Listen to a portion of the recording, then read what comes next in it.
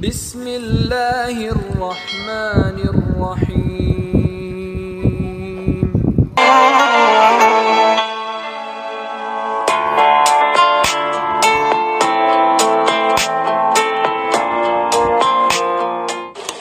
Assalamualaikum warahmatullahi wabarakatuh. Bismillahirrahmanirrahim. Alhamdulillahi wa kafa.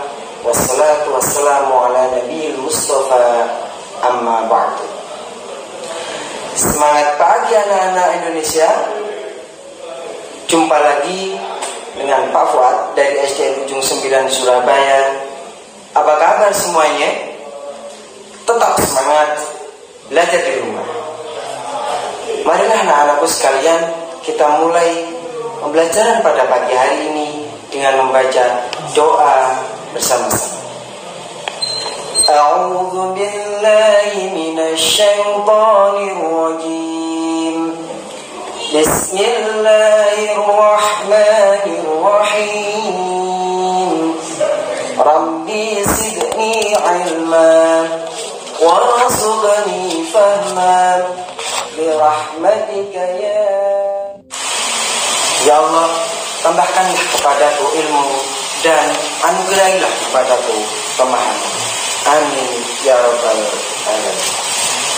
Baiklah anak saleh-salehah Indonesia, sebelum kita masuk ke materi pada pagi hari ini, ingat selalu ya, pesantren ceria di rumah saja. Anak-anakku sekalian yang dirahmati oleh Allah Subhanahu wa taala, alhamdulillah loh, puasa kita hari ini sudah dapat berapa? Yuk, siapa yang pernah menghitung? Atau siapa yang suka menghitung tiap hari dapat 1, 2, 3? Siapa yuk? Kalian? Nah, benar. Hari ini insya Allah puasa kita sudah mendekati paripurna, sudah akan selesai. Sekarang atau hari ini kita sudah berada di 10 hari terakhir di bulan puasa. Tepatnya 21 hari sudah kita menjalankan ibadah puasa. Semoga Allah Subhanahu wa taala menerima puasa kita dan ibadah-ibadah kita. Dan yang paling penting buat kalian adalah semoga puasa tahun ini memberikan pembelajaran yang sangat banyak buat kehidupan kalian nantinya. Anak-anakku sekalian yang dirahmati oleh Allah, tentunya gimana anak-anak? Puasanya masih full dapat 21 hari atau mungkin ada yang bolong-bolong? Pak Guru yakin puasa kalian masih full semua, tidak ada yang bolong-bolong. Karena apa? Pak Guru yakin karena kalian adalah anak-anak hebat Indonesia. Kalian adalah anak soleh dan solehah Indonesia. Anak-anakku sekalian, walaupun memang tahun ini puasa kita agak beda dengan puasa-puasa tahun-tahun sebelumnya, tapi Pak Guru harap semangat kalian dalam menjalankan ibadah puasa pada tahun hari ini harus tetap terjaga, harus tetap membara. Semoga puasa tahun ini Allah Subhanahu wa taala menerima semua ibadah kita, menerima semua amal kebaikan-kebaikan yang telah kita lakukan pada bulan Ramadan tahun ini. Dan semoga Allah segera memberikan rahmat-Nya. Apa itu? Berupa penyakit yang segera oleh Allah diangkat. Wabah corona yang terjadi pada negara kita bahkan di seluruh dunia, semoga oleh Allah Subhanahu wa taala segera diangkat. Semoga musibah ini memberikan pembelajaran yang sangat besar buat kita semua, agar kita selalu tetap dekat dengan Allah dan selalu beribadah kepada Allah Subhanahu wa taala. Karena apapun yang telah Allah berikan kepada kita, baik itu nikmat, baik itu cobaan, bahkan musibah, insya Allah pasti ada sisi-sisi positifnya. Seperti sekarang misalnya, ketika wabah corona, pandemi corona melanda bahkan di seluruh dunia, bukan hanya di Indonesia, sisi positifnya adalah satu, kita semakin banyak berada di rumah, kumpul dengan keluarga kita. Kita selalu menggunakan masker jika mau keluar rumah. Kita sering mencuci tangan dengan sabun. Dan mungkin ketika di hari-hari biasa kita jarang melakukan. Dan yang paling penting, kita selalu menjaga kebersihan rumah di sekitar kita. Karena dengan itu, insya Allah, walaupun ada musibah seperti ini, kita akan tetap sehat walafiat. Amin, amin, ya rabbal alamin. Oke, anak soleh Indonesia, hari ini kita akan belajar tentang yang namanya adab dalam kehidupan kita sehari-hari. Dalam bahasa Arab, adab merupakan bentuk dari kata kerja adab, yang artinya adalah sopan santun, tata krama, kebiasaan, nilai-nilai yang baik yang terjadi dalam masyarakat. Di sini, di Indonesia, kata adab itu sama dengan atau bisa kita artikan dengan tingkah laku yang baik, boleh. Perilaku terpuji, boleh. Atau yang lebih bagus, kita istilahkan saja akhlakul karimah. Nanti dalam pembelajaran ini, ketika Pak Guru mengucapkan akhlakul karimah, maka itu sama dengan adab. Anak-anak sekalian, mengapa adab itu penting bagi umat Islam? Atau mengapa adab itu sangat-sangat penting bagi Islam? Ya, Rasulullah SAW bersabda, "Innama bu'ithu liutamma makarimal akhlak." Sesungguhnya aku ini diutus, kata Rasulullah SAW, tidak lain dan tidak bukan hanya untuk menyempurnakan akhlak manusia, agar manusia punya budi pekerti yang betul, agar manusia punya perilaku yang terpuji. Untuk itu Allah mengirimkan Rasulullah untuk mempertindak, untuk memperbaiki akhlak-akhlak manusia pada waktu itu, atau perilaku-perilaku manusia pada waktu itu. Anak-anak sekalian, dalam kehidupan sehari-hari banyak terdapat akhlak atau akhlakul karimah atau adab budi pekerti yang bisa dilakukan oleh kalian semua.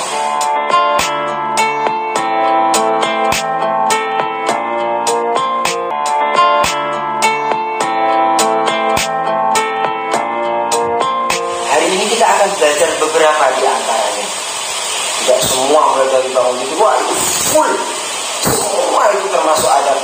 Ada adab, ada perilaku terpuji, ada akhlakul karimah di situ. Tapi tidak akan kita bahas semuanya pada pagi hari ini, karena waktunya yang sangat mepet. Kita akan membahas beberapa di antara.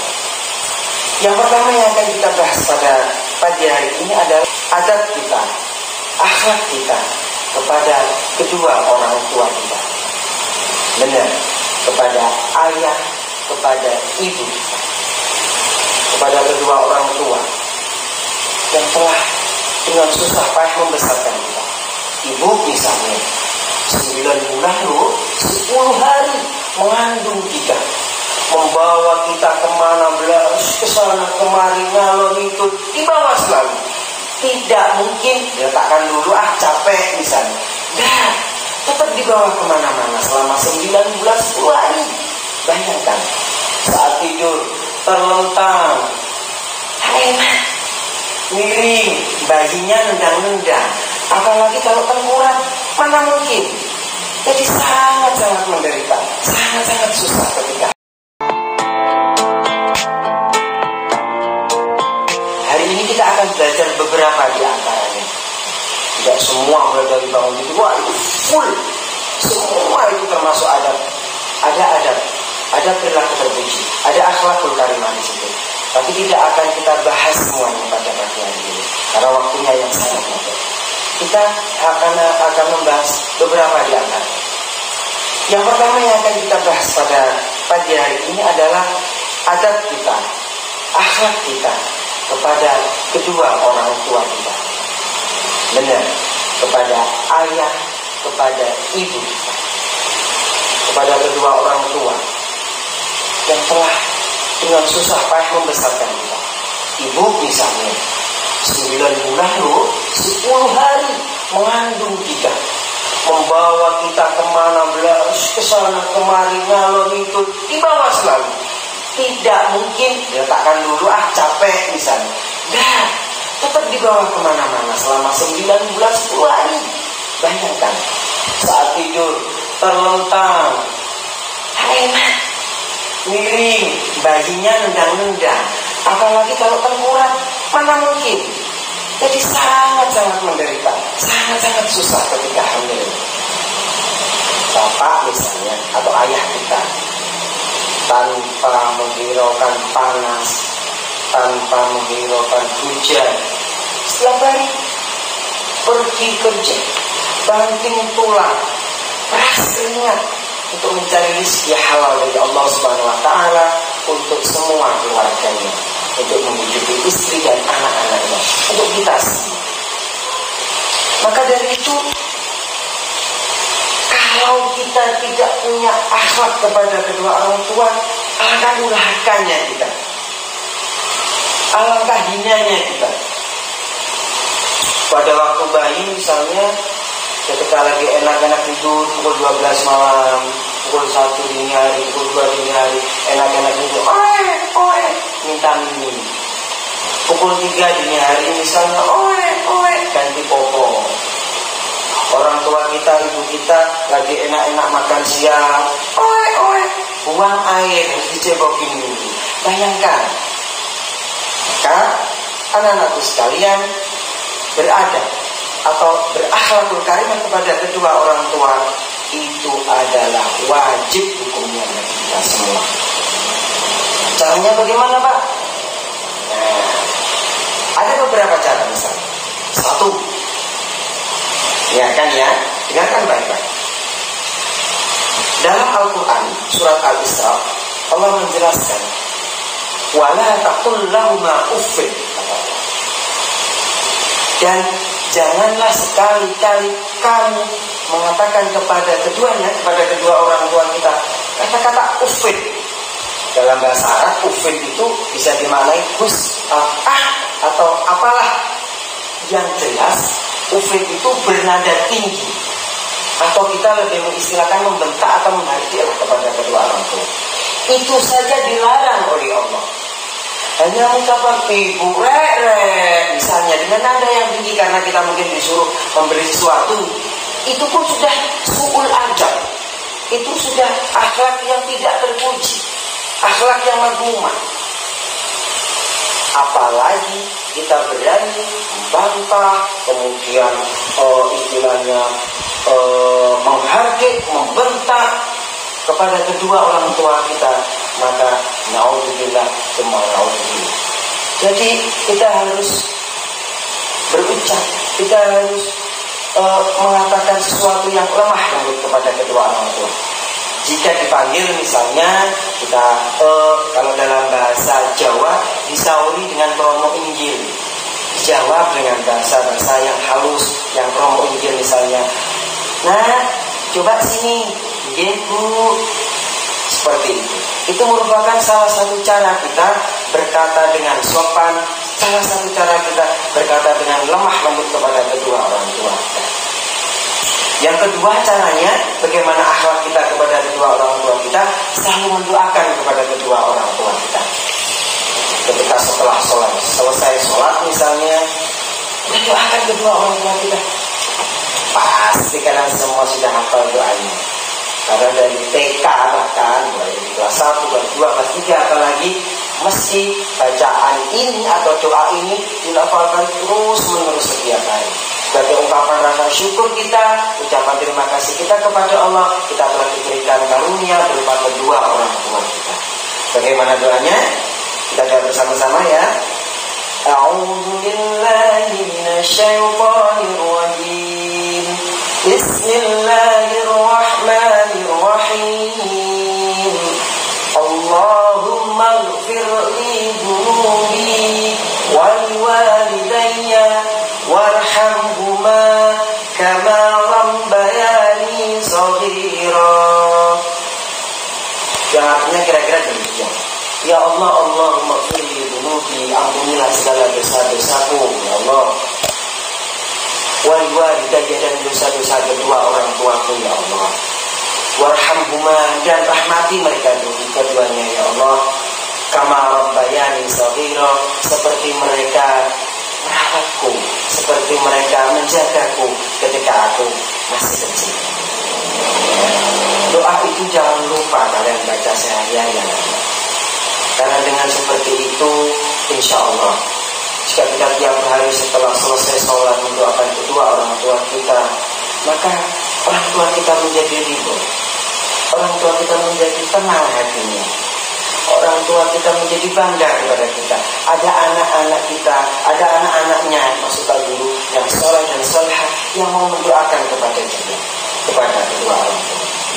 Apalagi nanti ketika kedua orang tua kita sudah berpulang ke rumah Allah, maka hanya doa sajalah yang bisa menolongnya.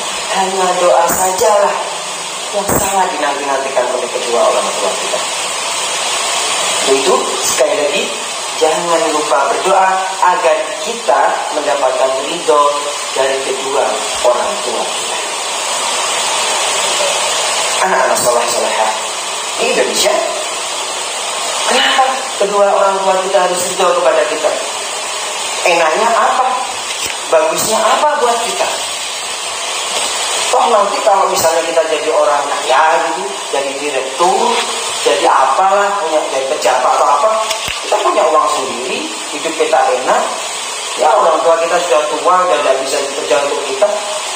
Tapi mengapa orang tua kita harus ridho dengan kita? Apa enaknya buat kita? Apa untungnya buat kita? Ingat, qala Rasulullah SAW, Nabi Allah Muhammad sudah bersabda, ridallahu fi ridal walidain, sakhtullah fi sakhtil walidain. Ridho Allah itu tergantung terletak kepada kedua orang tua kita, kepada ayah dan ibu kita. Allah akan ridho kepada kita jika kedua orang tua kita juga ridho kepada kita. Hidup kita akan enak, hidup kita akan mulia jika kedua orang tua kita itu senang dengan kita, sayang, ridho dengan kita, tidak melaknat.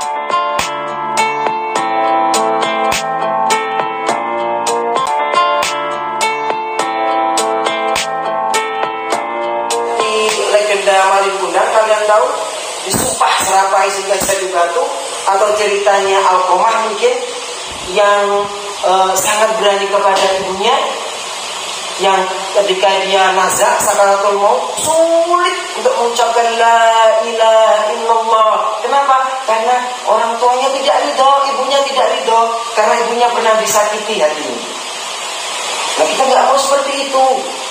Kita akan belajar tentang adab kita, akhlakul karimah kita kepada guru-guru kita. Pernah dengar lagu ini dong? Engkaulah pelita, penerang dalam gulita, jasamu tiada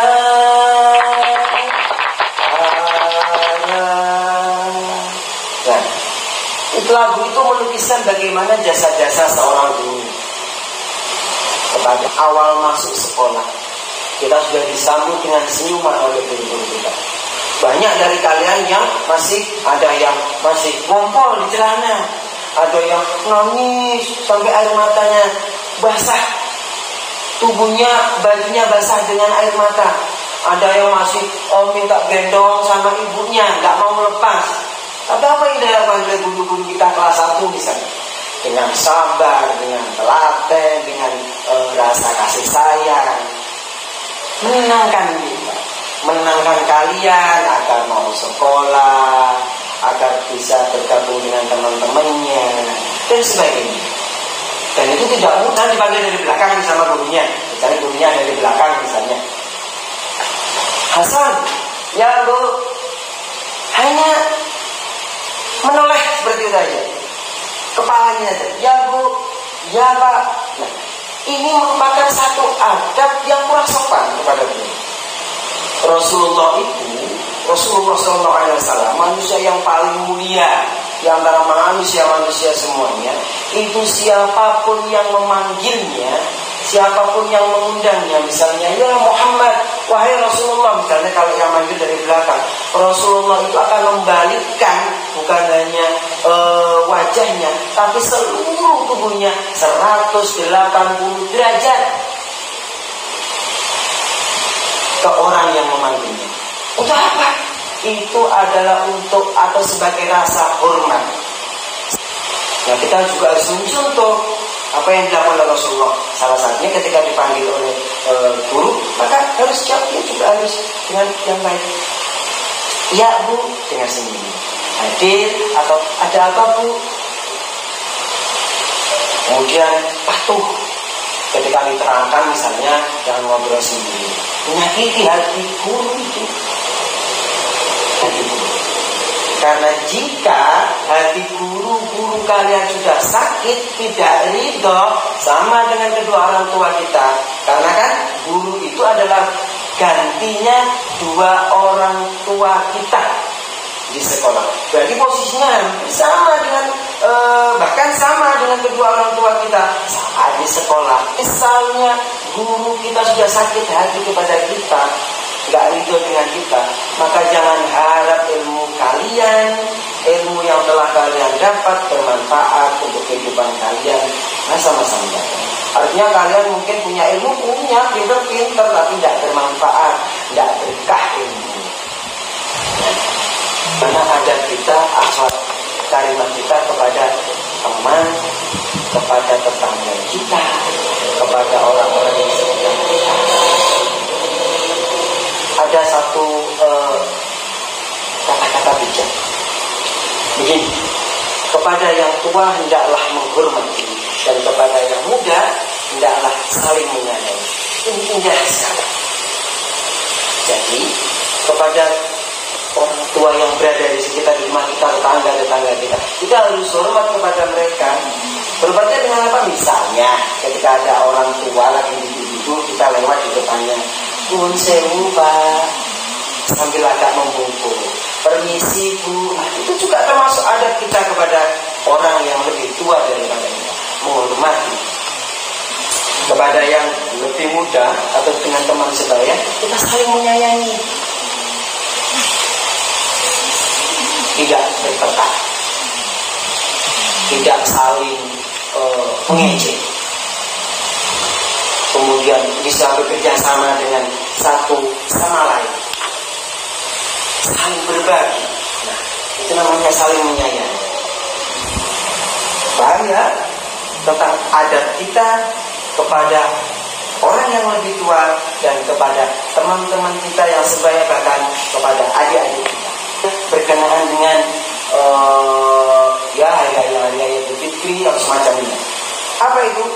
Adab bertamu dan adab menerima tamu. Nah, kalian pasti ingat ketika bertamu misalnya, apa yang berlaku yang pertama kali kita lakukan? Pasti tok tok tok tok tok, "Assalamualaikum," gitu kan? Tok tok tok tok, "Assalamualaikum." Orangnya nggak ada, nggak memberi jawaban, nggak membukakan pintu, nggak sebentar ya, nggak ada suara. Sekali lagi, tok tok tok tok tok, "Assalamualaikum." Nah, ketika sudah 3 kali kalian mengetok pintu, bahkan salam yang ketiga kali, maka sudah kalian harus kembali. Nggak boleh kalian masak. Ini orang dikasih salam nggak jawab, pintunya nggak gedor-gedor. Tamu, nggak boleh. Itu namanya su'ul adab. Akhlak yang terpuji atau akhlakul karimah kita kembali. Nanti kita kembali lagi bertamu. Nah, tapi misalnya kalau orang atau tuan rumah yang ada, misalnya kita praktek saja ya, biar lebih dapat dan lebih paham. Tok tok tok tok, "Assalamualaikum." Dan kalian kemudian dibukakan pintu. "Oh, silakan. Kalian dipersilakan duduk. Maka duduklah atau makanan atau minuman yang ada di dekatmu. Kemudian kamu disuruh ke warga negara Indonesia. Kita tidak pergi keluar kecuali kalau ada urusan yang sangat penting. Kalau kita keluar pakai masker, kita sering-sering cuci tangan dengan untuk ngambil itu. Jangan, itu namanya suul adab. Ini nggak suka Pak, melangkah kemudian cari yang jauh untuk ngambil itu. Jangan, itu namanya suul adab. Ini nggak suka Pak, ya tapi itu dekat denganmu, ambil dikit aja, dimakan. Jangan banyak-banyak, nanti muntah karena nggak suka. Jadi triknya, jalannya diambil sedikit. Dimakan. Itu sebagai penghargaan kita kepada tuan rumah karena kita sudah dijamu dengan baik. Kemudian itu kalau kita menjadi tamu. Jadi kalau kita menjadi tamu. Sekarang bawa minuman bawa makanan ringan, makanan kecil dengan sabun. Sebagai jaga hitungan kita masih kecuali kepada yang salam tok kita keluarkan kita berkenaan dengan kita nggak kenal orangnya kan, siapa tahu dia nanti berbuat jahat pada kita. Nah, kemudian dipersilahkan duduk, disuruh menunggu kamu panggilkan orang tua kamu atau bagaimana. Itu adalah adab kita ketika kita menerima tamu. Kemudian memberikan suguhan, bawa minuman bawa makanan ringan, makanan kecil atau apa kita suguhkan. Silakan Pak, silakan. Lalu terakhir dengan berkenaan dengan kondisi bangsa kita, negara kita, bahkan dunia akhir-akhir ini dengan pandemi COVID-19 misalnya. Patuh, nurut kepada anjuran seruan pemerintah itu juga merupakan akhlakul karimah kita sebagai warga negara Indonesia. Kita tidak pergi keluar rumah kecuali kalau ada urusan yang sangat penting. Kalau kita keluar pakai masker, kita sering-sering cuci tangan dengan sabun ketika kita beraktivitas, selesai beraktivitas di rumah. Kita agak menjaga jarak dengan yang lain, tidak bermain di luar rumah dengan teman-teman kita, dan selalu menjaga kebersihan di lingkungan kita masing-masing. Itu juga merupakan akhlakul karimah, budi pekerti yang bagus, perilaku terpuji kita selaku warga negara yang baik. Dan itu juga wajib, karena kembalinya juga sekali lagi kepada diri kita sendiri. Insya Allah kalau kita nurut patuh kepada anjuran seruan pemerintah, insya Allah semua akan selesai dengan indah. Insya Allah Allah juga akan cepat mengangkat penyakit ini. Kita patuhilah, nurut dengan anjuran Rasulullah pemerintah. Karena itu juga merupakan salah satu akhlak kita kepada selaku warga negara yang baik. Boleh setelah melihat tayangan ini, kalian bisa mengumpulkan foto kalian di kolase, dikumpulkan. Foto-foto tentang apa Pak? Foto-foto tentang kegiatan kalian yang berakhlakul karimah di rumah. Kepada kedua orang tua kita, misalnya saat mendoakan kedua orang tua kita di video Allahumma firli waliwalidayya warhamhuma rabbayana shaghira, di video. Kemudian foto dan video itu dikirimkan ke guru kalian masing-masing di sekolah kalian masing-masing. Insya Allah nilai kalian dapat, pahala kalian dapat. Paham? Oke? Walafu minkum. Mohon maaf apabila ada kekurangan. Santren Ramadan Ceria di rumah saja. Assalamualaikum warahmatullahi wabarakatuh. Sampai jumpa.